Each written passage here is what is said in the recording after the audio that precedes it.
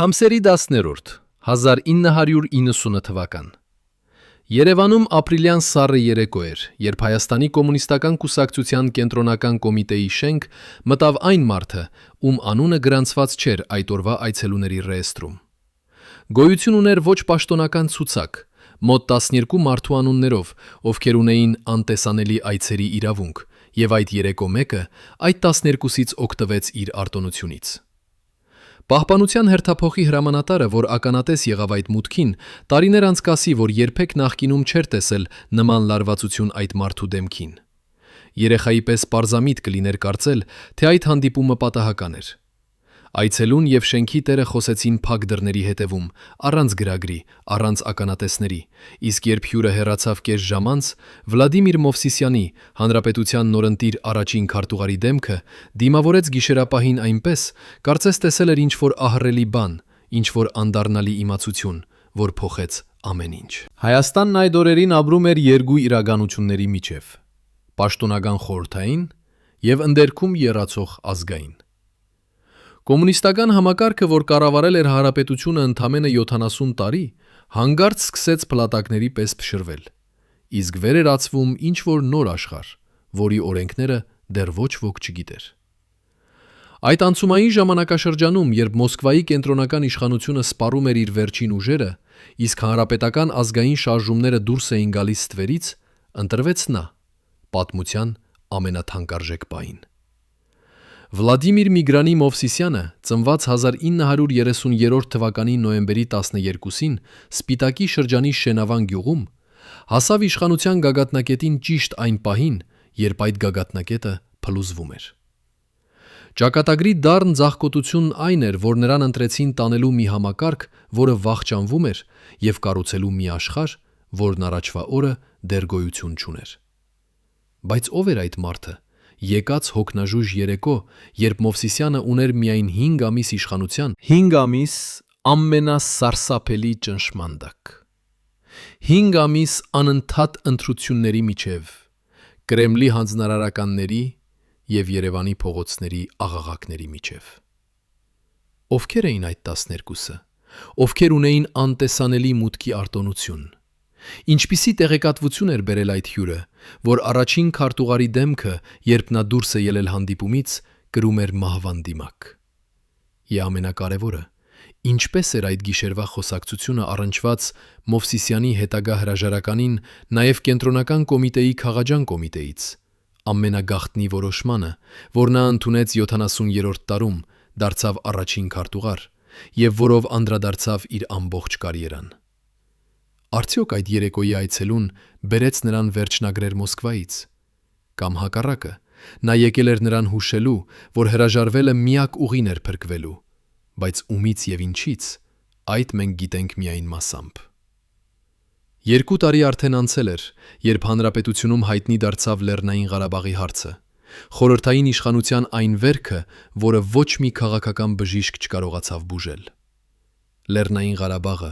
ամբողջովին հայաշնոր, բայց վարչականորեն կցված էր Ադրբեջանի խորհրդային սոցիալիստական հանրապետությանը,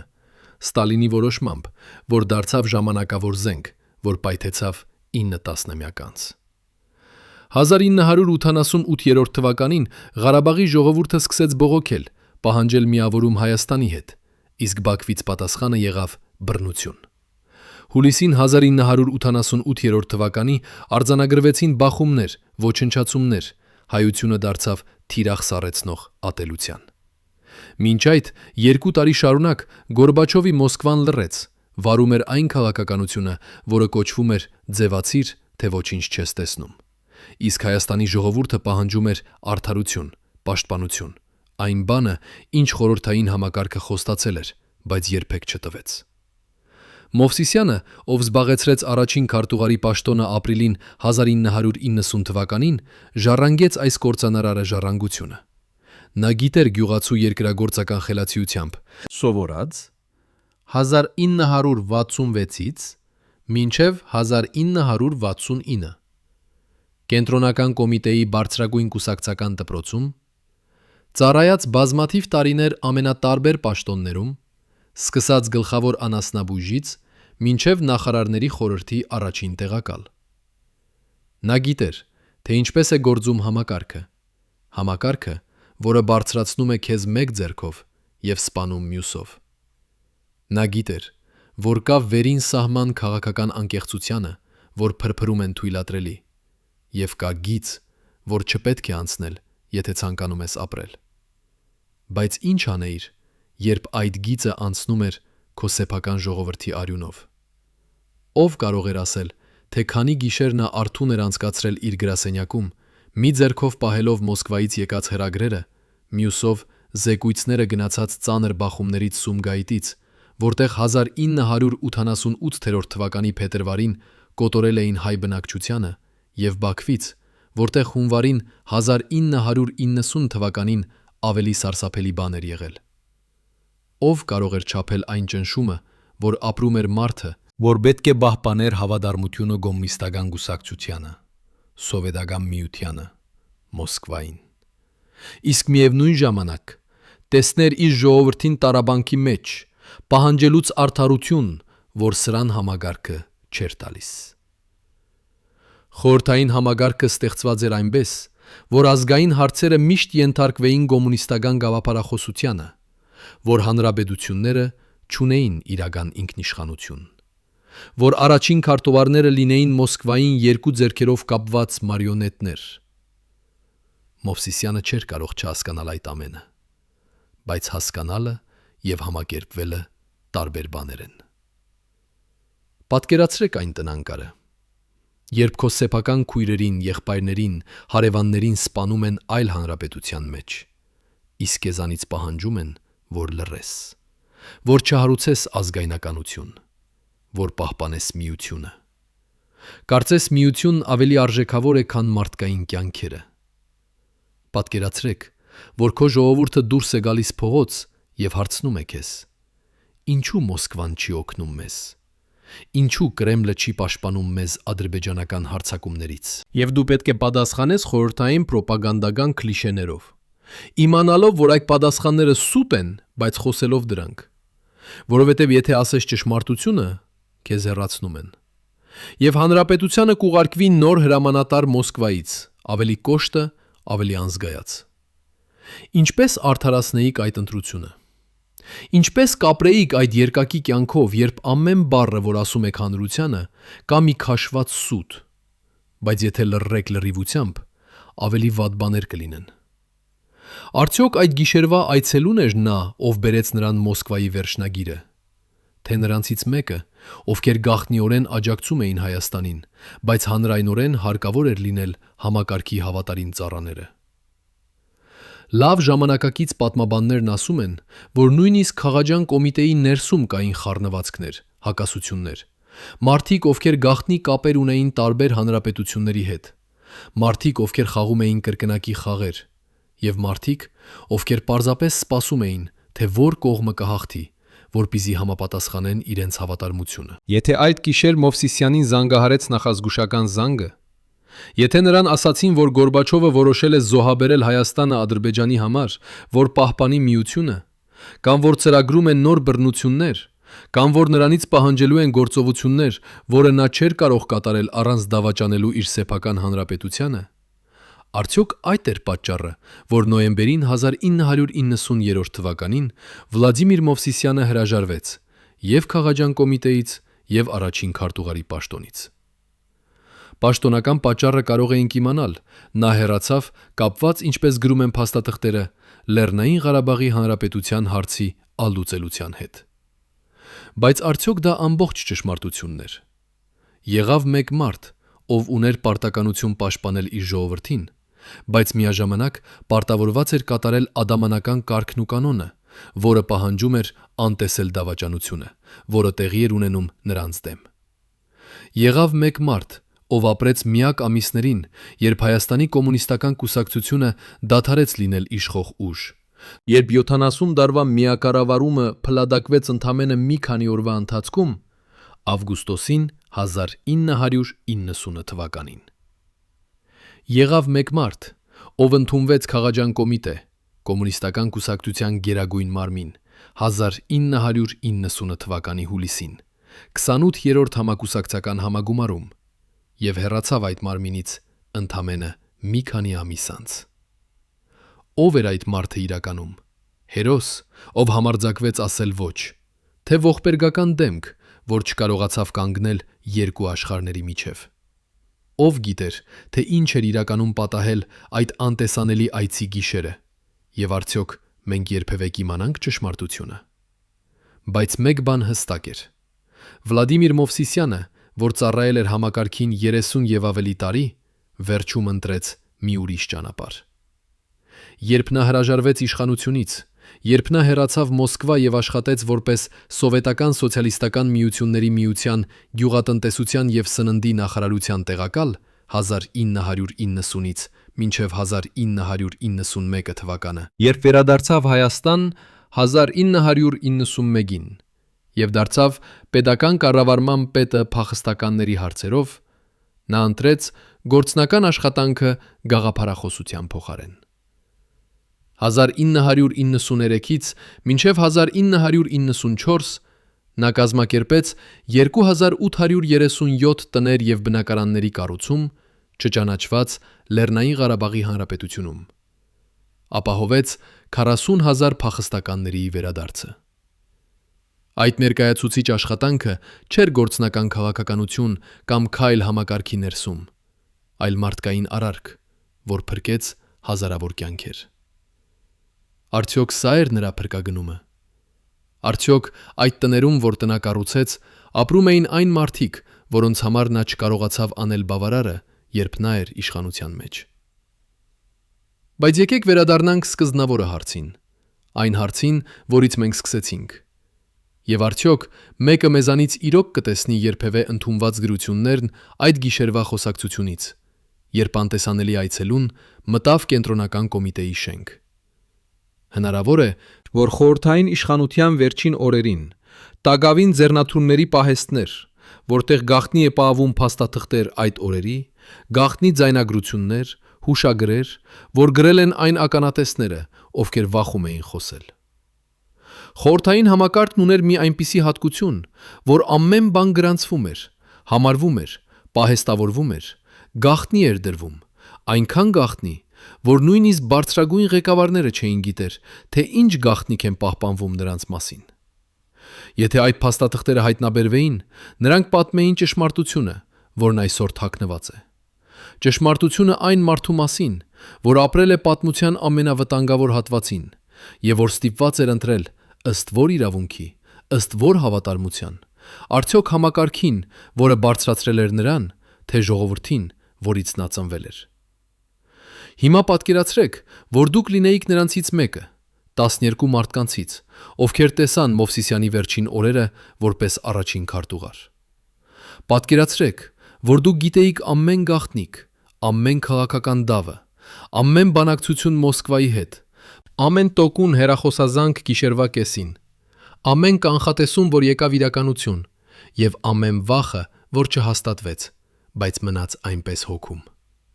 Պատկերացրեք, որ դուք տեսաք, թե ինչպես են մեծ սպասավորական հրամանատարների, ովքեր մի ժամանակ երդվում էին մեռնել համակարգի համար, հանկարծ սկսեցին խոսել ազգային ինքնորոշման մասին։ Կամ ինչպես են դրվագների մարդիկ, ովքեր նախքան գործում էին որպես Մոսկվայի համակարգի ներսի գործիչներ, դարձան առաջին խոսողները Հայաստանի ինքնիշխանության մասին։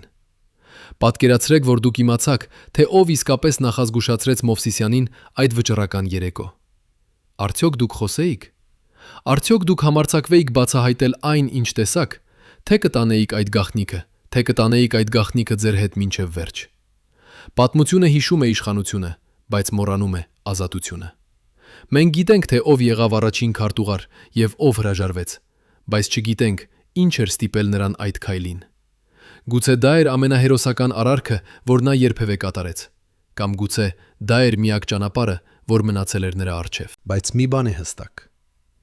երբ այդ անտեսանելի այցելուն հեռացավ գիշերվա խավարի մեջ, Վլադիմիր Մովսիսյանի ճակատագիրը արդեն կապված էր։ Եվ այն հարցերը, որ մենք հիմա տանջվում ենք, կլինեն հետևանքները, որոնք կձևավորեն հանրապետության ապագան։ Վերադառնանք այն օրերին, երբ Մովսիսյանի մարմինը սկսեց փսխել համակարգի ծանրությունից։ Խորհրդային առաջնորդների մասին շատ բան են գրել, բայց քիչերն են խոսում նրանց առողջության մասին։ Այն ամենասրբազան գաղտնիքների մասին, որոնք պահպանվում էին նույնքան խիստ, որքան միջուկային կոդերը։ 1990 թվականի ամռանը, երբ Մովսիսյանը արդեն 6 ամիս էր առաջին քարտուղարի պաշտոնում, նրա անձնական բժիշկը, մարդ, որի անունը երբեք չէր հայտնվում պաշտոնական ռեեստրներում, սկսեց գիշերային այցեր կատարել հանրապետության առաջնորդի առանձնատուն։ Այս այցելությունները չէին արձանագրվում։ Ոչ մի դեղամիջոց, որ նախագրվում էր, չէր հասնում պաշտոնական փաստաթղթերին։ Բայց կոմիտեի հատուկ ծառայությունների արխիվները, որոնք պահպանվել են մինչ օրս, պարունակում են ցուցակ դեղամիջոցների, որոնք պատվիրվել էին հատուկ ներկրման միջոցով։ Այդ ցուցակը բացահայտում է մի իրողություն, որը Մովսիսյանը թաքցրել էր իր ժողովրդից ավելի քան 10 տարի։ Նրա սիրտը տեսնում էր այն ամենը, ինչ աչքերը փորձում էին անտեսել։ Արտերիալ ճնշումը, որ բարձրանում էր ամեն անգամ, երբ Մոսկվայից գալիս էր հերթական հեռագիրը Ղարաբաղի մասին, արդեն հասել էր վտանգավոր սահմանի։ Անքնությունը, որը սկսվել էր դեռ 1988-ին, երբ Սումգայիթի սարսափը հասավ Երևան, դարձել էր քրոնիկ։ Նա քնում էր 3-4 ժամ, եթե ընդհանրապես քնում էր, եւ բժշկի նշումներում կար մի արտահայտություն, որը կրկնվում էր ամեն այց։ Հիվանդի վիճակը սրվում է սթրեսային պայմաններում։ Բայց որ իշխանության մեջ գտնվող մարդ կարող էր խոստովանել, որ իր մարմինը փլատակվում է։ Խորհրդային համակարգում թուլությունը հավասար էր մահվան դատապարտագրին։ Եթե Մոսկվան իմանար, որ հանրապետության առաջին քարտուղարը տառապում է սրտի հիվանդությունից, նրան հեռացնելու համար բավական կլիներ մի հեռախոսազանգ։ Բժիշկը, մարդ, որը տեսել էր բոլոր գաղտնիքները եւ լրել էր ամբողջ կյանքը, տարիներ անց պատմեց մի դրվագ։ Օգոստոսի 2-րդ երեկո, երբ լուրը եկավ, որ կոմունիստական կուսակցությունը դադարեց լինել իշխող ուժ Հայաստանում, Մովսիսյանը զանգահարեց նրան ժամը 3-ին գիշերվա։ Ձայնը հանգիստ էր, գրեթե անտարբեր, բայց բժիշկը, մարդ, որը սովորել էր ճանաչելու ելից ձայնի տոնայնությունից, հասկացավ, որ ինչ-որ բան փշրվել էր։ «Եկեք», ասաց Մովսիսյանը, «ես չեմ զգում ձախ ձեռքս»։ Երբ բժիշկը հասավ, նա գտավ առաջին քարտուղարին նստած իր գրասեղանի մոտ, աջ ձեռքը բռնած մի փաստաթուղթ, ձախ ձեռքը անշարժ կախված։ Սա չէր սրտի կաթված, այլ նյարդային համակարգի արձագանք, խիստ սթրեսին։ Մարմինը մերժում էր լիցքավորվել։ Բայց Մովսիսյանը չթույլ տվեց հիվանդանոց տեղափոխել։ Նա մնաց այնտեղ, այդ գրասենյակում, իր փլատակվող մարմնով, քանի որ թույլ տալ, որ ձեռքը նեղություն տա, նշանակում էր ընդունել, որ ամեն ինչ վերջանում է։ Հարցեք ինքներդ ձեզ, ինչքան կարող էր տևել մի մարդ այդպիսի ճնշման տակ։ Ամեն առավոտ արթնանալ գիտակցությամբ, որ ցանկացած քո որոշում կարող է արժենալ հազարավոր կյանքեր։ Ամեն երեկո քնել գիտակցությամբ, որ քեզնից պահանջում են հրամայել բաներ, որոնք հագասում են քո խղճմտանքին։ Ամեն զանգին Մոսկվայից պատրաստ լինել լսելու հրամաններ, որոնք դու պետք է կատարես, թեև քո ժողովուրդը դրանց դեմ է։ Մովսիսյանը ապրեց այդ կյանքը 7 ամիս։ 7 ամիս, որոնք ազդեցին նրա մարմնի վրա այնպես, ինչպես 10 տարվա պատերազմ։ Բժիշկը հիշում էր, թե ինչպես ամեն շաբաթ Մովսիսյանի դեմքը ավելի մոխրագույն էր դառնում, թե ինչպես աչքերի տակ խորանում էին սևութները, թե ինչպես ձեռքերը դողում էին, երբ նա ստորագրում էր փաստաթղթեր։ Բայց հանրությանը երևում էր միայն այն պատկերը, որը ցույց էին տալիս պաշտոնական լուսանկարները՝ ուժեղ, վստահ, անխախտ առաջնորդը։ Ով գիտեր ճշմարտությունը։ Մինչդեռ տանը, հեռու հանրային աչքերից, ապրում էր մեկ ուրիշ Մովսիսյան, նրա կինը, որ երբեք չի տվել հարցազրույց, որ մնաց ստվերում ամբողջ կյանքը, տեսավ այն մարդուն, որին ոչ ոք չտեսավ։ Տեսավ, թե ինչպես նա վերադառնում էր տուն ուշ գիշերով, նստում էր խոհանոցի սեղանի մոտ և լռում էր ժամերով։ Տեսավ, թե ինչպես նա արթնանում էր գիշերվա կեսին, գնում պատուհանի մոտ և նայում դեպի քաղաքը, կարծես փնտրելով պատասխաններ այն հարցերին, որոնք ոչ ոք չէր տալիս։ Տեսավ, թե ինչպես նա լաց էր լինում։ Լաց լինում միայն մի անգամ, երբ լուրը եկավ Բաքվում կոտորածների մասին հունվարին 1990-ը։ Նա նստած էր իր ուսումնասենյակում, ձեռքերը ծածկած դեմքը եւ առաջին անգամ իր կնոջը թույլ տվեց տեսնել, թե ինչ էր կատարվում նրա ներսում։ Ես ոչինչ չեմ կարող անել, փսփսաց նա։ Նրանք սպանում են մեր մարդկանց, եւ ես ստիպված եմ լռել։ Այդ գիշեր նա չքնեց։ Նա մնաց այդ սենյակում մինչև առավոտը, եւ երբ ելավ, դեմքը կրկին անտարբեր էր, շարժումները կարգապահական, ձայնը հաստատակամ։ Պատրաստ էր կրկին խաղալ դերը։ Կամերայի առջև նա ժպտում էր։ Ելույթների ժամանակ նա խոսում էր պաշտոնական լեզվով, միության ամրության, հանրապետությունների եղբայրության, կոմունիստական գաղափարախոսության մասին։ Նա ստորագրում էր փաստաթղթեր, որոնք գալիս էին Մոսկվայից, մասնակցում էր հանդիպումների, որտեղ քննարկում էին ազգայնականության դեմ պայքարի միջոցները։ Բայց տանը, երբ դռները փակվում էին, այդ դիմակը ընկնում էր։ Նա դառնում էր պարզապես մի հոգնած տղամարդ, որը տեսել էր չափազանց շատ, կրել էր չափազանց ծանր բեռ եւ չգիտեր, թե ինչպես ազատվել դրանից։ Նրա որդին, Վագն Վլադիմիրովիչ Մովսիսյանը, ծնված 1961 թվականի սեպտեմբերի 15-ին, տեսավ հայրին այդ տարիներին։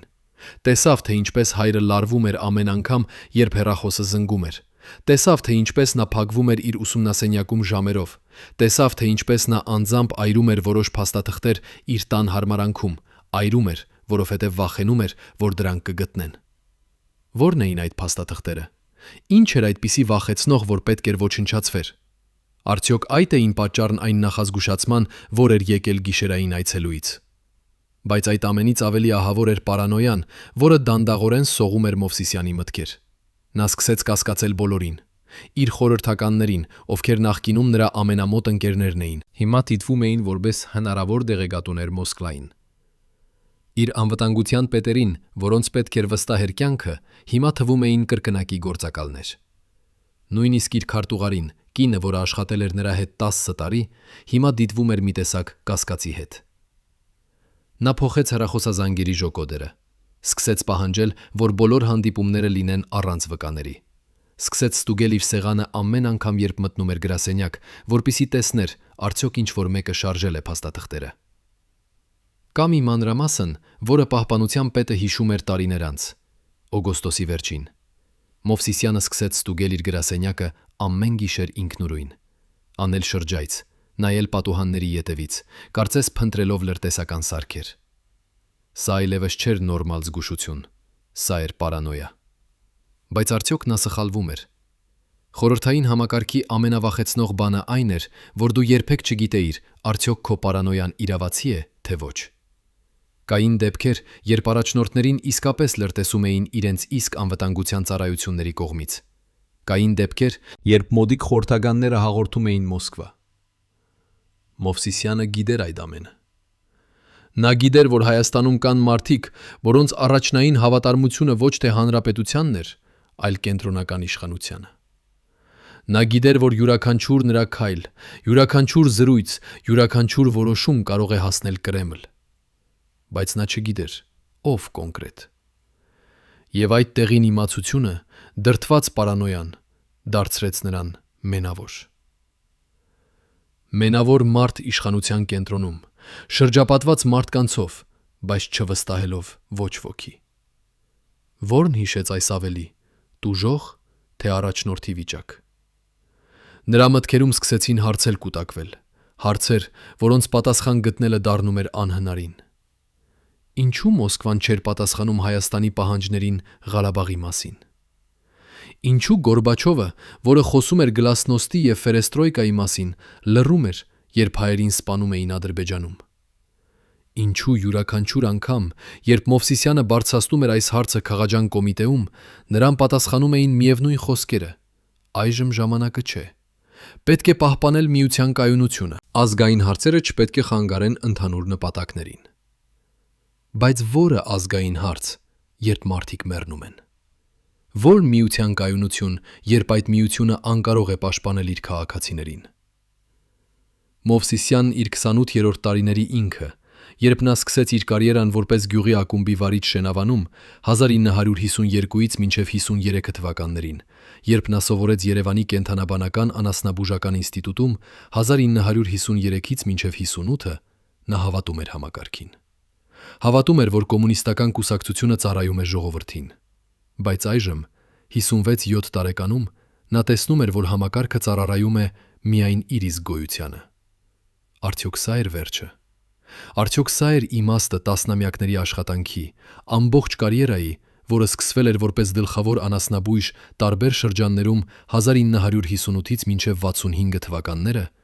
անցել էր Արտաշատի շրջանային կոմիտեի քարտուղարի պաշտոնին 1969-ին, բարձրացել էր մինչև նախարարների խորհրդի առաջին տեղակալ 1984-ից մինչև 90 թվականները։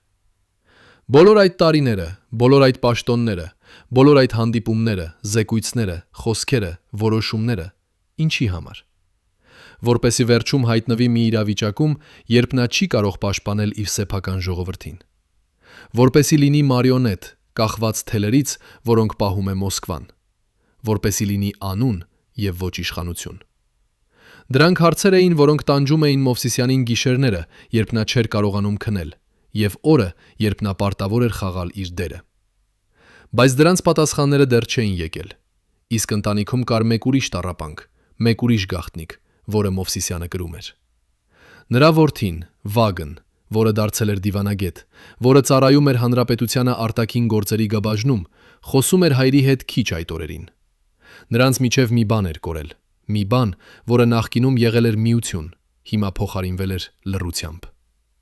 Վագնը տեսնում էր, թե ինչ է արվում հանրապետության մեջ։ Տեսնում էր հավատարմություն երբեմնի իդեալներից։ Տեսնում էր, թե ինչպես են մարդիկ դուրս գալիս փողոց և պահանջում է ազատություն։ Եվ նա չհասկանում էր, թե ինչու հայրը չի միանում նրանց։ Ինչու հայրը դեռ պահպանում է հավատարմությունը այն համակարգին, որը բնավ ոչինչ չի արվում օգնելու։ Նրանք ունեցան մի զրույց, որը հույսից մեկը հիշում է, թեև երկուսն էլ դա անում էին ավելի լուռ։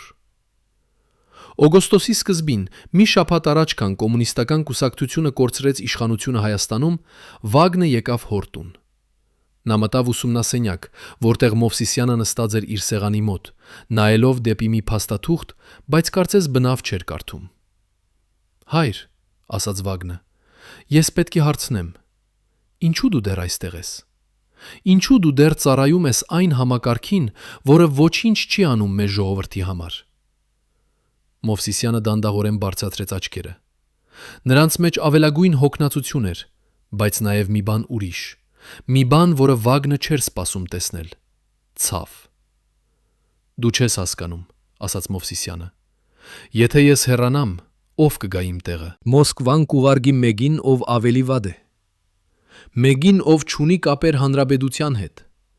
ով չի հոգա մեր մարդկանց մասին։ Ես պետք է մնամ, որպեսզի պաշտպանեմ այն քչերը, ինչ մենք ունենք»։ «Բայց դուք ոչինչ չեք պաշտպանում», պատասխանեց Վագնը։ «Մարդիկ դուրս են գալիս փողոց և ասում են, որ կուսակցությունը արդեն չունի իշխանություն։ Նրանք չեն հավատում պաշտոնական լեզվին, և դուք դեռ խոսում եք որպես ներկայացուցիչ այդ համակարգի»։ Լռություն ընկավ սենյակում։ Հայրն ու որդին նայում էին միմյանց աչքերի մեջ, երկուսն էլ գիտակցելով, որ դրանք խոսքեր էին, որոնք չէին կարող հետ վերցվել։ Վերջում Մովսիսյանը շարժվեց իր աթոռից, մոտեցավ պատուհանին, նայեց դեպի Երևանը։ «Ես գիտեմ, որ դու իրավացի ես», ասաց նա, և ձայնը գրեթե փսփսանք էր։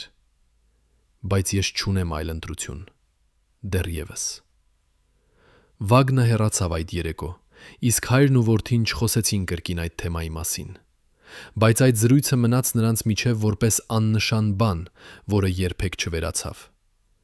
Այդ ամենից ավելի դառը էր այն, որ Վագնը չգիտեր, թե իր հայրը արդեն կայացրել էր որոշում,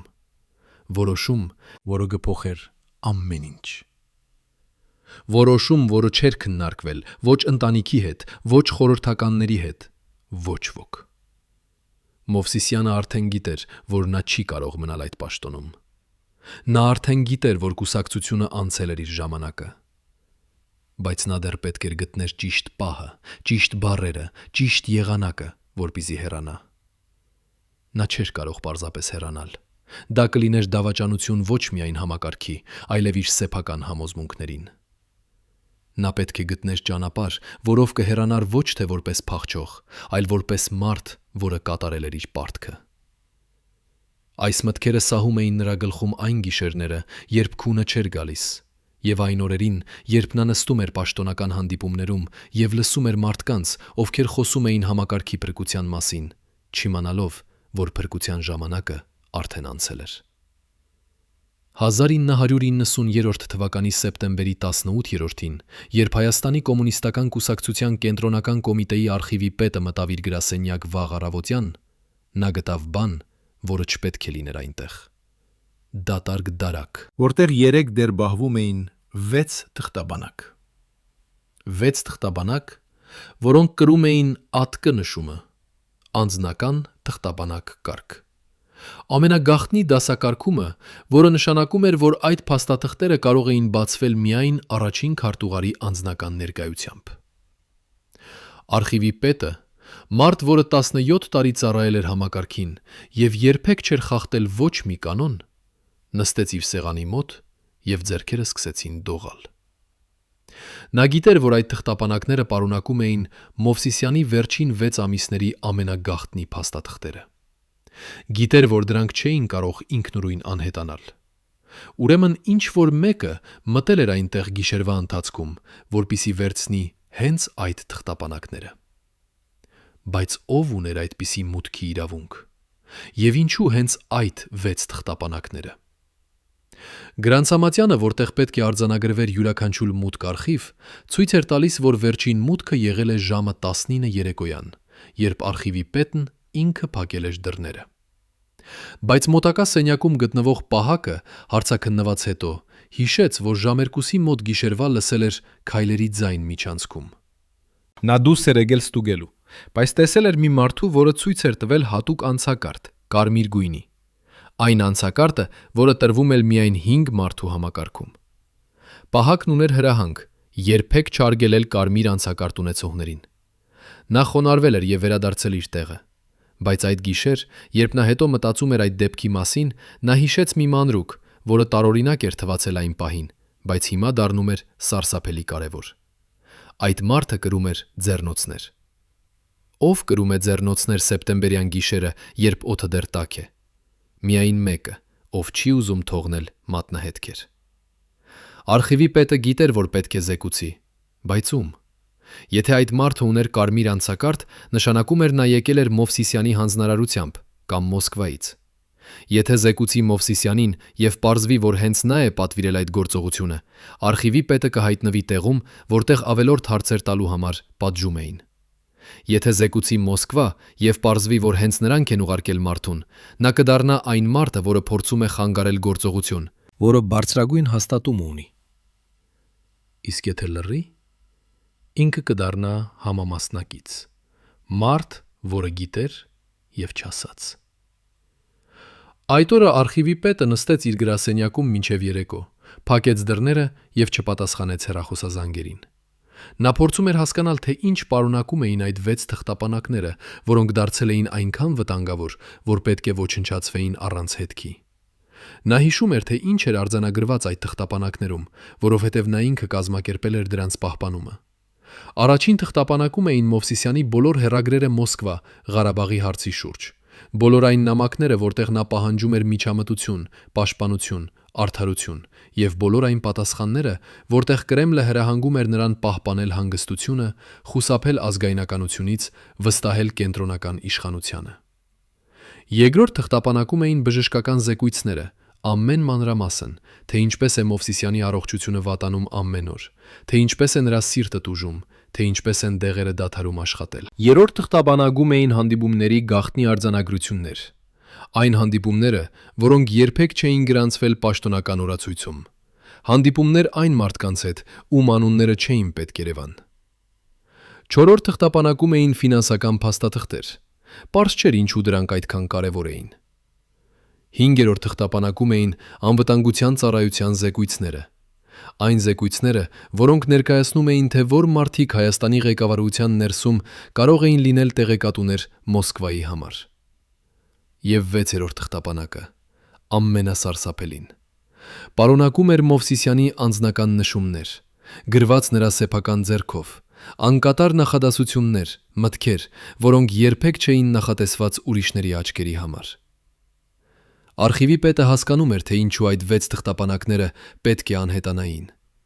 Դրանք բացահայտում էին ճշմարտությունը, ոչ պաշտոնական, ոչ ցենզուրավորված, ոչ հարմարեցված։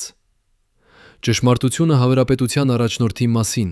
որը չէր կարողանում անել ոչինչ իր ժողովրդի համար, թեև փորձում էր։ Ճշմարտությունը համակարգի մասին, որը թավաջանել էր իր իսկ սկզբունքները։ Ճշմարտությունը այն մասին, թե որքան խորն էր դառնում ճեղքը Մոսկվայի եւ Երևանի միջև։ Բայց ամենակարևորը, այդ թղթապանակները պարունակում էին անունների ցուցակ, այն մարդկանց անունները, ովքեր խաղացել էին երկակի խաղ, ովքեր ծառայել էին երկու տերերին միաժամանակ, ովքեր իրենց պաշտոններից օգտվելով հաղորդագրություններ էին փոխանցում անուղղակի ուղիներով։ Եթե այդ անունները հրապարակվեին, ամբողջ համակարգը կփլվեր ավելի արագ, քան արդեն փլվում էր։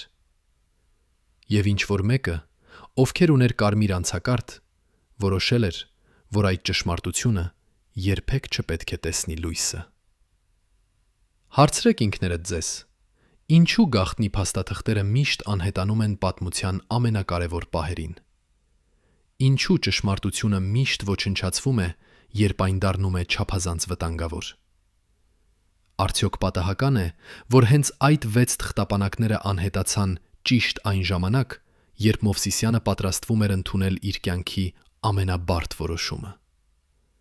Արդյոք դա նշանակում էր, որ որոշումը արդեն կայացված էր նրա փոխարեն։ Արդյոք այն մարդը կարմիր անցագարդով եկել էր ոչ միայն վերցնելու փաստաթղթեր, այլև թողնելու ինչ-որ այլ բան՝ հաղորդագրություն, նախազգուշացում, վերջնագիր։ Արխիվի պետն այդ օրվա երեկո հեռացավ տուն եւ երբեք չխոսեց այդ մասին։ 30 տարի անց, երբ նա մահանում էր հիվանդանոցային մահճում, նա կանչեց իր դստերը եւ փսփսաց նրան մի բան, բայց դուստրը երբեք չպատմեց, թե ինչ լսեց այդ վերջին պահին։ Սա մնաց որպես գաղտնիք, որը տարավ գերեզման հետը։ Բայց մեկ այլ մարդ գիտեր ճշմարտությունը։ Պահպանության մի սպա, որը ծառայում էր կենտրոնական կոմիտեի շենքում,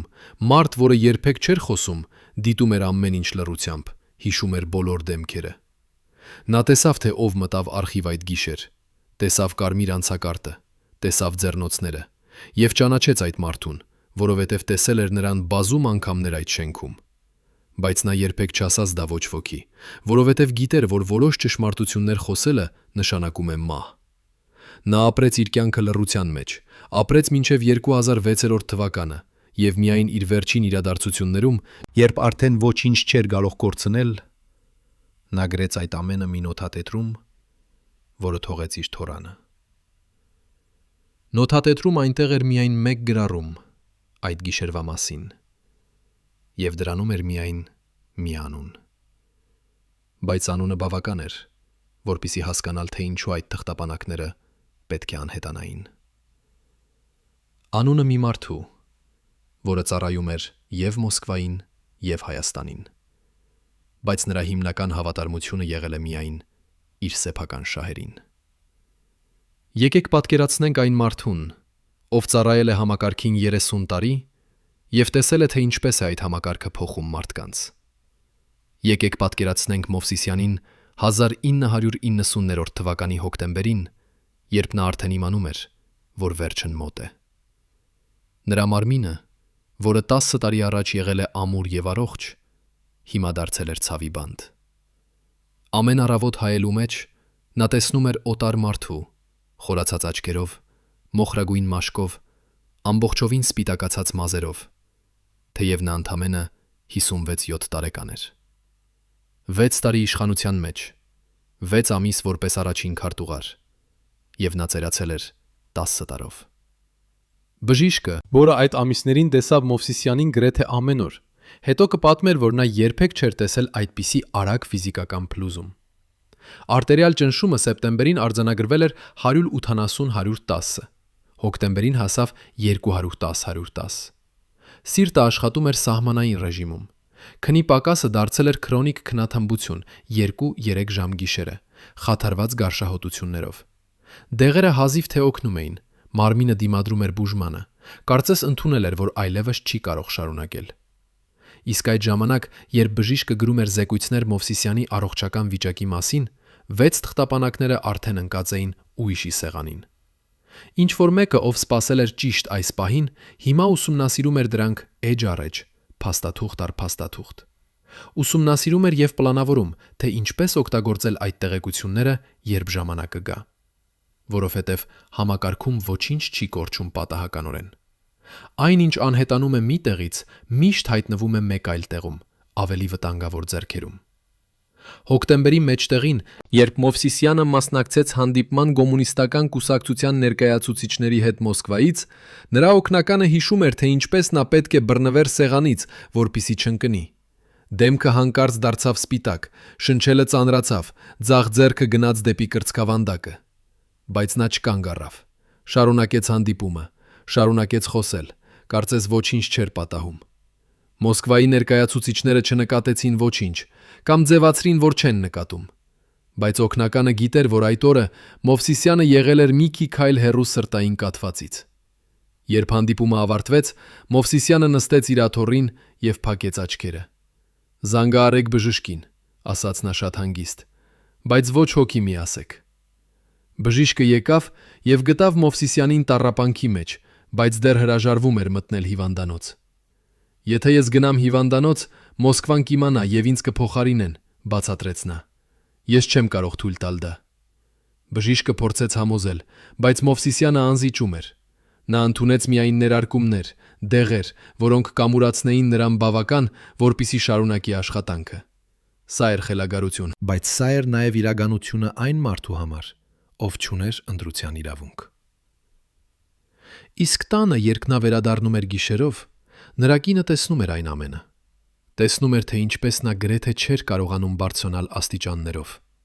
Տեսնում էր, թե ինչպես նա նստում էր աթոռին եւ մնում էր անշարժ, շնչելով խոր, փորձելով կարգավորել սրտի զարկերը։ Տեսնում էր, թե ինչպես նա հրաժարվում էր ճաշից, ասելով, որ մածուցիկը թույլ չէր տալիս ուտել։ Տեսնում էր, թե ինչպես նրա մարմինը փշրվում էր, կտոր առ կտոր։ Բայց նա գիտեր, որ չի կարող օգնել։ Գիտեր, որ միակ բանը, որ կարող էր փրկել Մովսիսյանին, էր հրաժարականը,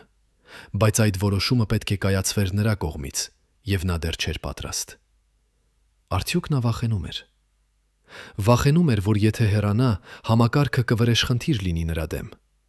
Վախենում էր, որ նրան կմեղադրեն դավաճանության մեջ, հրաժարվելու մեջ, թերացման մեջ։ Թե նա վախենում էր այն մասին, որ եթե հեռանա, ամեն ինչ, ինչի համար նա աշխատել է 30 տարի, կվերածվի ոչինչի։ Թե նա պարզապես չէր կարողանում ընդունել, որ վերջն եկել է, որ միությունը, կուսակցությունը, համակարգը, որոնց նա նվիրաբերել է իր կյանքը, այլևս գոյություն չունեն այնպես, ինչպես նախկինում։ Հարցրեք ինքներդ ձեզ. ինչպես կապրեիք, գիտակցելով, որ ձեր մարմինը ձախողվում է, բայց դուք չեք կարող հանգստանալ, որովհետև պարտականությունը պահանջում է, որ շարունակեք։ Ինչպես կտանեիք այն բեռը, երբ յուրաքանչյուր ճշմարտություն, որ փորձում եք պաշտպանել, վերածվում է սուտի։ Ինչպես կապրեիք, երբ համակարգը, որին ծառայել եք, այլևս չի ճանաչում ձեզ որպես իրենց մարդ, եւ ժողովուրդը, որին ծառայել եք, այլևս չի վստահում ձեզ։ Մովսիսյանը գիտեր այդ բոլոր հարցերի պատասխանները։ Գիտեր, որովհետև ապրում էր դրանով ամեն օր։ Բայց նա դեռ չէր պատրաստ հեռանալ։ Դեռ չէր պատրաստ ընդունել պարտությունը, որովհետև եթե ընդուներ, դա նշանակում էր ընդունել, որ վերջին 30 տարին եղել են ապարդյուն։ 1990 թվականի նոյեմբերի առաջին օրերին, երբ Երևանի փողոցներում արդեն զգացվում էր մեր ձմեռվա առաջին շունչը, Վլադիմիր Մովսիսյանի ամենամոտ խորհրդականներից մեկը ստացավ գիշերային զանգ։ Ձայնը հեռախոսի մյուս ծայրում եղավ անճանաչելի, խրխռոց, կարծես մարդը խոսում էր ջրի տակից։ «Գալիս ես», ասաց ձայնը։ Հիմա մենակ։ Երբ խորհրդականը հասավ կենտրոնական կոմիտեի շենք ժամը 2-ին գիշերվա, նա գտավ Մովսիսյանին նստած իր գրասեղանի մոտ, առջևում ծածկոց մի 10 թերթեր, ձեռքով գրված, անկանոն տողերով, որտեղ բառերն իրար էին մտնում։ «Կարդա», հրամայեց Մովսիսյանը։ Խորհրդականը վերցրեց առաջին թերթը եւ սկսեց կարդալ։ Այդ 10 թերթերում եղավ այն ամենը, ինչ Մովսիսյանը երբեք չէր ասել բարձր ձայնով, անունները նրանց, ովքեր դավաճանել էին, ամսաթվերը, երբ Մոսկվան տվել էր հրամաններ, որոնք նա չէր կարող կատարել, փաստերը, որոնք ապացուցում էին, որ Ղարաբաղի ողբերգությունը եղավ ոչ թե պատահական, այլ պլանավորված։ Սա եղավ խոստովանագրություն, որը գրվել էր ամենաերկար գիշերում, երբ Մովսիսյանը վերջապես ընդունեց, որ նա ամեն ինչ կորցրել է։ «Ինչու ես ինձ ցույց տալիս սա», հարցրեց խորհրդականը, երբ ավարտեց կարդալը։ «Որովհետև վաղը ես այրելու եմ դա», պատասխանեց Մովսիսյանը։ «Բայց ուզում եմ, որ մի մարդ գիտենա ճշմարտությունը, մի մարդ, որին ես վստահում եմ։ Դու պետք է հիշես այն, ինչ կարդացիր։ Եվ եթե ինչ-որ օր հարցնեն քեզ, թե ինչու ես հեռացա, դու պետք է ասես ճշմարտությունը»։ Խորհրդականը նայեց 10 թերթերին եւ հասկացավ, թե ինչ բեռ էր դրվում նրա վրա։ «Բայց ինչու վաղը», հարցրեց նա։ «Ինչու ոչ հիմա»։ Մովսիսյանը ժպտաց, մի ժպիտ, որը ավելի էր նման դառնության։ «Որովհետև վաղը ես ունեմ հանդիպում, մի հանդիպում, որից հետո ամեն ինչ կլինի հստակ»։ Այդ հանդիպումը տեղի ունեցավ նոյեմբերի 2-ին։ Մոսկվայից եկավ մարդ, որի անունը երբեք չարձանագրվեց ոչ մի փաստաթղթում։ Նա մտավ Մովսիսյանի գրասենյակ առավոտյան ժամը 10-ին, նստեց առանց հրավերի, եւ երկու մարդիկ խոսեցին 45 րոպե։ Ոչ ոք չիմանում է, թե ինչ եղավ այդ 45 րոպեում, բայց երբ Մոսկվայի մարդը հեռացավ, Մովսիսյանի քարտուղարը, որը սպասում էր դրսում, տեսավ առաջին քարտուղարի դեմքը եւ հասկացավ, որ ինչ-որ բան անդառնալիորեն փոխվել է։ Մովսիսյանը նստեց իր աթոռին, վերցրեց հեռախոսը, զանգահարեց մի համարի եւ ասաց միայն 3 բառ. «Ես պատրաստ եմ»։ Ում էր նա զանգահարել։ Ինչ էր նշանակում այդ 3 բառը։ Արդյոք սա եղավ վերջնագիրը, որին նա վերջապես համաձայնեց, թե սա եղավ նրա սեփական որոշումը, որին նա վերջապես հասավ։ Գիտենք միայն մեկ բան. 2 օր անց, նոյեմբերի 4-ին, Վլադիմիր Մովսիսյանը պաշտոնապես հայտարարեց իր հրաժարականը Հայաստանի կոմունիստական կուսակցության կենտրոնական կոմիտեի առաջին քարտուղարի պաշտոնից։ Պաշտոնական պատճառը, որը հայտարարվեց, եղավ Լեռնային Ղարաբաղի Հանրապետության հարցի անլուծելիության հետ կապված անհամաձայնություններ։ Սա եղավ ճշմարտություն, բայց ոչ ամբողջական ճշմարտությունը։ Իրական պատճառը եղավ խորը, ավելի անձնական, ավելի ողբերգական։ Մովսիսյանը ընտրեց հեռանալ, որովհետև նա չէր կարող ապրել եւս մեկ օր այն կեղծիքի մեջ, որը դարձել էր նրա կյանքը։ Նույն օրը, երբ նա հայտարարեց հրաժարականը, նա նաև ներկայացրեց դիմում դուրս գալու կոմունիստական կուսակցության կենտրոնական կոմիտեի քաղաքական բյուրոյից։ Քաղբյուրոյից, ուր նա եղել էր ընդամենը 4 ամիս, նշանակվել էր հուլիսին համակուսակցական 28-րդ համագումարում, եւ որտեղից հիմա հեռանում էր, թողնելով բոլոր այն մարդկանց, ովքեր մի ժամանակ եղել էին իր գործընկերները։ Սա եղավ անսովոր քայլ։ Սովետական համակարգում առաջնորդները չէին դիմում, չէին հեռանում կամավոր։ Նրանց հեռացնում էին, տեղափոխում էին, կաշկանդում էին, բայց նրանք չէին ընտրում գնալ։ Բայց Մովսիսյանը ընտրեց։ Եվ այդ ընտրությունը դարձավ նրա վերջին անկախ արարքը։ Պատկերացրեք այն 10 մարդկանց, ովքեր եղել էին Մովսիսյանի ամենամոտ շրջապատը վերջին 7 ամիսները։ Այդ 10 մարդիկ, ովքեր տեսել էին ամեն ինչ, ովքեր իմացել էին բոլոր գաղտնիքները, հիմա պարտավոր էին պահել լռություն։ Բայց մեկը նրանցից չկարողացավ։ Մեկը, ում անունը մենք երբեք չենք իմանա, որոշեց խոսել։ Ոչ թե հանրությանը, ոչ թե պաշտոնական անձանց, այլ մի ընկերոջը, ով հետո պահպանեց այդ պատմությունը եւ տարիներ անց պատմեց այն իր որդուն։ Այս մարդը պատմեց, թե ինչպես էր Մովսիսյանը վերջին շաբաթներում դարձել պարանոիկ մարդ, ով կասկածում էր բոլորին։ Պատմեց, թե ինչպես նա խոսում էր ինքն իր հետ գիշերները, երբ մտածում էր, որ ոչ ոք չի լսում։ Պատմեց, թե ինչպես նա մի անգամ ասաց, որ նրանք բոլորը թավաճաններ են, բոլորը ծառայում են երկու դերերին միաժամանակ։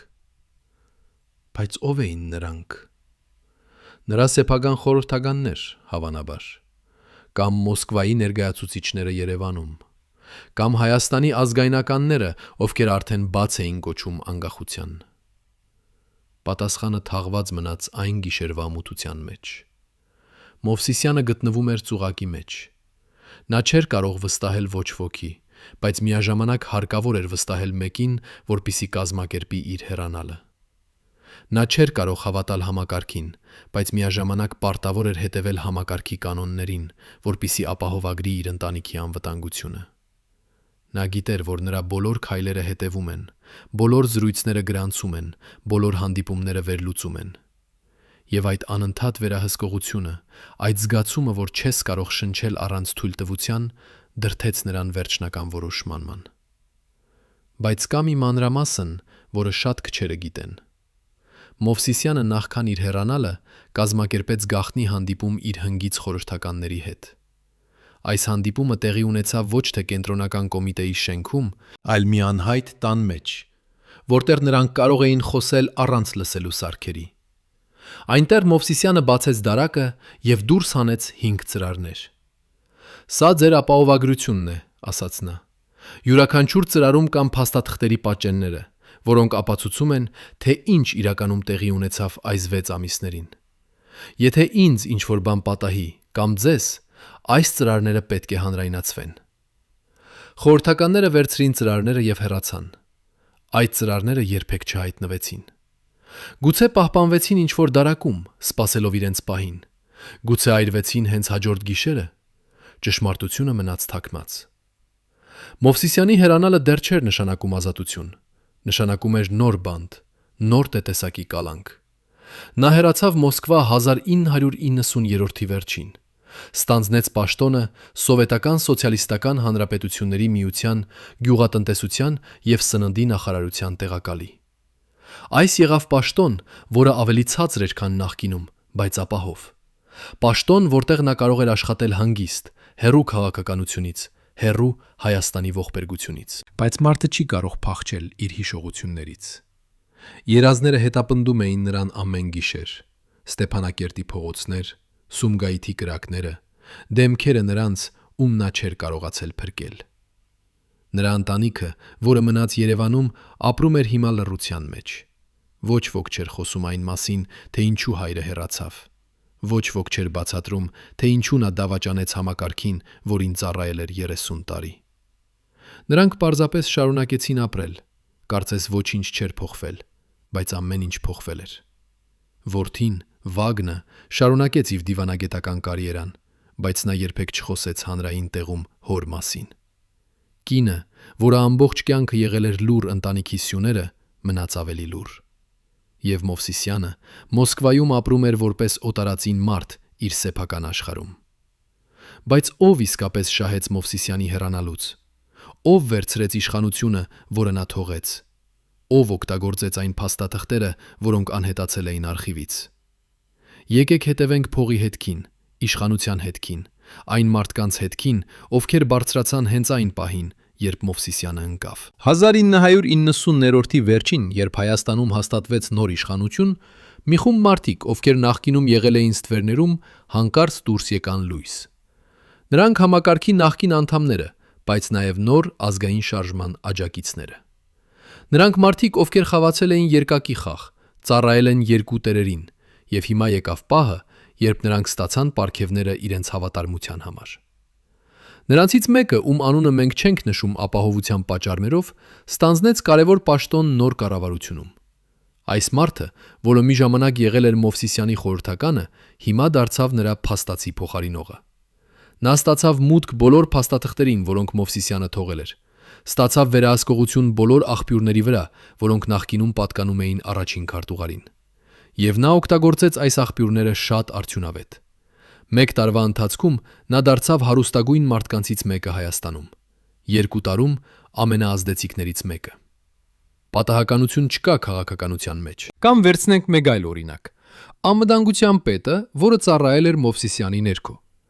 Այս մարդը, որը պարտավոր էր պաշտպանել առաջին քարտուղարին, հանկարծ հեռացավ իր պաշտոնից 2 շաբաթ անց Մովսիսյանի հրաժարականից։ Պաշտոնական պատճառը եղավ առողջական խնդիրներ, բայց իրականում նա տեղափոխվեց մի այլ հանրապետություն, որտեղ ստացավ ավելի բարձր պաշտոն։ Այնտեղ, հեռու Հայաստանից, նա ապրեց հանգիստ կյանք մինչև իր մահը 2002-ին։ Բայց նրա տանը, փակ դարակում, պահպանվեցին փաստաթղթեր, որոնք բացահայտում էին նրա իսկական դերը Մովսիսյանի վերջին ամիսներին։ Փաստաթղթեր, որոնք ցույց էին տալիս, որ նա զեկուցում էր Մոսկվա Մովսիսյանի ամեն քայլի մասին, որ նա համակարգել էր այն գիշերային այցը, որը փոխեց ամեն ինչ, որ նա հավաքել էր այն տեղեկությունները, որոնք հետո օգտագործվեցին Մովսիսյանի դեմ։ Ուրեմն, ով էր իսկական օգտվողը։ Ով էր այն մարդը, ով պլանավորեց ամեն ինչ սկզբից։ Մովսիսյանը հավատում էր, որ նա հեռանում է իր սեփական ընտրությամբ, բայց դա իսկապես այդպես էր։ Հարցեք ձեզ, ինչու անհետացան հենց այդ 6 թղթապանակները։ Ինչու հենց այդ պահին։ Ինչու, երբ Մովսիսյանը ամենաթույլն էր, ամենափլվածը, ամենապարանոիկը։ Պատահականություն չկա քաղաքականության մեջ։ Կա միայն պլան, որը գործում է քայլ առ քայլ, եւ մարդիկ, ովքեր կատարում են այդ պլանը, առանց իմանալու, որ նրանք ինքնին մասն են այդ պլանի։ Սովետական համակարգի ամենավտանգավոր բանը եղավ այն, որ նա սովորեցրեց մարդկանց դավաճանել միմյանց, առանց իսկապես դավաճանելու։ Սովորեցրեց զեկուցել առանց մտածելու, որ դա դավաճանություն է։ Սովորեցրեց ծառայել երկու տերերին միաժամանակ, հավատալով, որ դա նորմալ է։ Եվ Մովսիսյանը, որը ծառայել էր այդ համակարգին 30 տարի, վերջում դարձավ այդ համակարգի զոհ։ Նա դավաճանված էր ոչ թե մի մարդու կողմից, այլ ամբողջ համակարգի, որը ստեղծված էր այնպես, որ դավաճանությունը դառնար նորմ։ Արդյոք Մովսիսյանը հասկացավ դա։ Արդյոք նա գիտեր, որ այն մարդիկ, որոնց նա վստահում էր, իրականում ծառայում էին ուրիշներին։ Կան նշաններ, որ հասկացավ։ Այն 10 թերթերը, որոնք նա ցույց տվեց իր խորհրդականին, պարունակում էին անունները։ Պարունակում էին ամսաթվերը։ Պարունակում էին ապացույցները։ Բայց նա այրեց դրանք հաջորդ օրը, հավատարիմ իր խոստմանը։ Ինչու։ Գուցե որովհետև նա հասկացավ, որ այդ ապացույցները չէին պաշտպանի նրան, այլ միայն ավելի մեծ վտանգի մեջ կդնեն։ Գուցե որովհետև նա ուզում էր պաշտպանել իր ընտանիքը, իր որդուն, իր կնոջը, չմեղադրվել նրանց դավաճանության մեջ։ Գուցե որովհետև նա պարզապես հոգնել էր պայքարից և ուզում էր, որ ամեն ինչ ավարտվի։ Բայց մի բան մնաց։ Այն խորհրդականը, ով կարդաց այդ 10 թերթերը, պահպանեց յուրաքանչյուր բառը իր հիշողության մեջ։ Եվ տարիներ անց, երբ նա զգաց, որ կյանքը մոտենում է ավարտին, նա գրեց այն ամենը, ինչ հիշում էր։ Գրեց մի նոթատետրում, որը թաքցրեց իր տան մեջ։ Եվ երբ նա մահացավ 2011-ին, նրա որդին գտավ այդ նոթատետրը, կարդաց այն և որոշեց, որ ժամանակը դեռ չի եկել, որ բացահայտի այդ ամենը։ Բայց այդ նոթատետրը գոյություն ունի։ Ինչ որ տեղ, ինչ որ դարակում, այդ ճշմարտությունը սպասում է իր պահին։ Վլադիմիր Մովսիսյանը վերադարձավ Հայաստան 1991-ին, երբ Սովետական Միությունը արդեն փլատակվում էր։ Նա չվերադարձավ որպես հաղթող, ոչ որպես հերոս։ Վերադարձավ որպես մարդ, ով կորցրել էր ամեն ինչ, բայց դեռ ուներ պարտականություն։ Նա դարձավ Հայաստանի պետական կառավարման պետը փախստականների հարցերով, պաշտոն, որը նախկինում չէր գոյություն, բայց հիմա դարձել էր ամենակարևորներից մեկը։ 1993-ից մինչև 1994 թվականները նա կազմակերպեց 2837 տների և բնակարանների կառուցումը չճանաչված Լեռնային Ղարաբաղի Հանրապետությունում։ Ապահովեց 40,000 փախստականների վերադարձը։ Սա եղավ առաջնագիծ, գործնական աշխատանք, որը փրկեց հազարավոր կյանքեր։ Սա եղավ նրա փրկագնումը։ Բայց դա ոչ բոլորը փրկեց։ Նրանք, ովքեր դավաճանել էին նրան, շարունակեցին ծառայել նոր համակարգին, շարունակեցին օգտագործել իրենց մուտքը, շարունակեցին կուտակել իշխանություն և հարստություն։ Մովսիսյանը տեսավ դա, տեսավ, թե ինչպես են այդ մարդիկ ապրում առատ կյանքով, մինչդեռ հազարավորներ տարաբում էին։ Բայց նա լռեց։ Նա հասկացել էր, որ խոսելը նշանակում էր վտանգ դնել իր ընտանիքին, նրան ինքը, և նա ընտրեց լռությունը։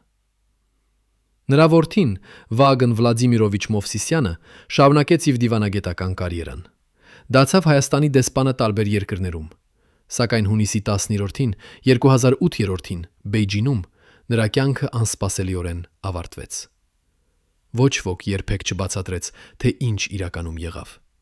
Պաշտոնապես սրտային կաթված։ Բայց կային շշուկներ, որոնք երբեք չապացուցվեցին։ Եվ Մովսիսյանը, որը տարիներ առաջ կորցրել էր իշխանությունը, հիմա կորցրեց իր որդուն։ Սա եղավ մի այնպիսի հարված, որից նա երբեք լիովին չվերականգնվեց։ Նա շարունակեց աշխատել, որպես Հայաստանի վարչապետի խորհրդական 1999-ից մինչև 2004, որպես անտառային տնտեսության կոմիտեի նախագահ 2000-ին, որպես անտառների վերականգնման և զարգացման հիմնադրամի գործադիր տնօրեն 2004-ից մինչև 2014։ Կենտրոնացավ Սևանա լճի պաշտպանության վրա։ 2012-ին դարձավ Հայաստանի նախագահի մոտ գործող Սևանա լճի հանձնաժողովի նախագահ։ Ջուրը, անտառները, հողը, սրանք դարձան նրա վերջին պայքարի առարկան։ Ոչ քաղաքականություն, ոչ իշխանություն, ոչ փառք, պարզապես փորձ, փրկել այն քիչը, ինչ մնացել էր։ Նրա վերջին տարիները անցան խաղաղ, բայց ոչ հանգիստ։ Նա գիտեր, որ պատմությունը չի ներել նրան։ Գիտեր, որ շատերը հիշում են նրան որպես մարդ, ով հեռացավ, երբ ամենաշատն էր պետք։ Բայց նա նաև գիտեր մի բան, որը ուրիշները չէին գիտի։ Նա մնաց, երբ կարող էր փախչել։ Պայքարեց, երբ կարող էր հանձնվել։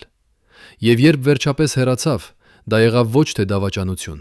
այլ վերջին փորձ։